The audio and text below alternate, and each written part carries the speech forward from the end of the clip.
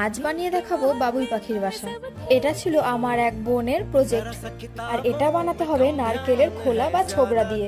অনেক কষ্টে নারকেলের এই ছোবড়াগুলোকে খুঁজে আনিয়েছি। সেই মুহূর্তে নারকেলের কোনো কাজ বাড়িতে হয়নি, তাই নারকেলের ছোবড়াগুলো পাওয়া একটু মুশকিলই ছিল। প্রথমেই আমি খবরের কাগজ দিয়ে বাসার বেসটা তৈরি করে নিয়েছি। এরপর গ্লু গানের সাহায্যে একে একে ছোবড়াগুলো লাগিয়ে নিচ্ছি। অনেকটা পরিমাণে ছোবড়া লেগেছিল। খুব অল্প সময়ে বানানোর জন্য তোমরাও এইভাবে পাখির বাসা বানিয়ে ফেলতে পারো। এটার প্রসেসটাও খুব ইজি, দেখেই বুঝতে পারছো। পুরোটা নারকেলের ছোবড়া দিয়ে সাটিয়ে নেওয়ার পরে হাত দিয়ে এইভাবে একটু চেপে দেবে। এরপর পাখিরা তাদের গৃহে যে পথ দিয়ে ঢুকবে সেই জায়গাটা কেটে একটু কালো করে নিচ্ছি। তাহলেই রেডি বাবুই পাখির বাসা।